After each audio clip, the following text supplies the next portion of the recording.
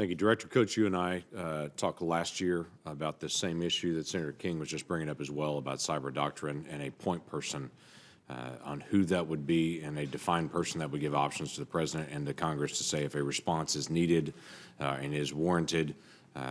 This is the person, this is the entity that would make those recommendations and allow the President to be able to make decisions on what the proper response is. Has that been completed? Is there a point person to be able to give recommendations on an appropriate response to a cyber attack to the President? That has not yet been completed. Of course, your understanding of the stand-up of Cyber Command and the new director that will be replacing Admiral Rogers, the decision relative to whether there would be a separation between the functions that are currently now NSA and cyber is yet to be made. General Mattis is contemplating what the next best step is, and they've involved the intelligence community in terms of making decisions in that role. But we, at this particular point, cannot point to one sort of cyber czar, but various agencies throughout the federal government are taking this very, very seriously, and there are individuals that we continue to meet on a regular basis. The ODNI has something called CTIC, and that is a coordination effort for all the cyber that comes in so that we don't stovepipe like what we did before 9/11. So things are underway, but in terms of putting a finalized this is how we're going to do it together is still in process. Senator Lankford, with respect to responses to that, these are Title X DOD activities unless they are granted to some other authority, a Title 50 authority. So there is a person responsible. Secretary Mattis has that responsibility to advise the President on the appropriateness of responses in all theaters of conflict with our adversaries. Okay, thank you. I want to bring up the issue of the rising threat of what's happening just south of our border in Mexico. In Mexico, homicide rate went up 27% last year. We had 64,000 Americans that died from overdose of drugs. The preponderance of those came through or from Mexico. We have a very rapidly rising threat, it appears to me. What I'd be interested from y'all is on a national security level and what you're seeing. What are we facing? What's changing right now in Mexico versus 10 years ago Mexico and our relationship and the threats that are coming from there?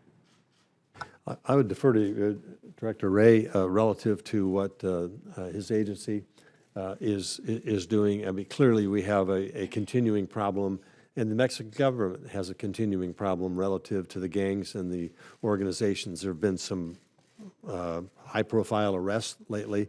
We've taken down some labs. Mexico is cooperating, but they themselves will admit that it's almost overwhelming. Their army's been participating. It's almost overwhelming for them to control the situation south of the border. We have our own issues then on border protection and as well as consumption here in the United States. Director Wray. In many ways, what we're seeing is just more of the same, but one of the things that's changed, because I think that was at the heart of your question, I think we're seeing, one of the things we're watching in particular is more black market fentanyl being shipped to transnational criminal organizations in Mexico, and then, you know, they're taking advantage of the pricing advantages, and that's being then delivered in large quantities to our streets. Certainly, the Mexico relationship is, from a law enforcement perspective and from a domestic security perspective, one of our most important. I think the FBI LEGAT office in Mexico is our largest in the world. I'm pretty sure about that, or pretty close to it, if not. And that's a reflection of how much activity there is. Let me ask you a specific Oklahoma question that's also a national question. There was an individual named Al-Falaj that was picked up in Weatherford, Oklahoma, just a couple of weeks ago by the FBI. His fingerprints were identified from a terror training camp in Afghanistan. He'd been in the country for multiple years. And what I'm trying to be able to determine is the coordination of information to local law enforcement and from data that's gathered from some of the work that's happening overseas in Afghanistan and such. How are those two being married together that we can identify individuals that are a threat to our nation based on their participation in a terror training camp overseas now coming to the American shores? Well, certainly we've become better at looking at biometric information from overseas and marrying it up with potential threat subjects here in the U.S. as well as in some of our allies. The individual in question, of course, turned out to have his fingerprints on information from the Al Farouk camp.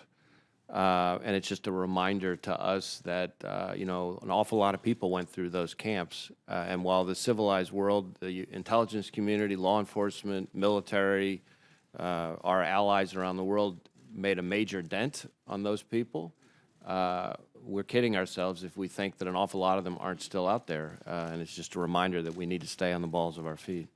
Great. Thank you. Senator Langford, if I could, just one additional point. You asked what has changed in Mexico.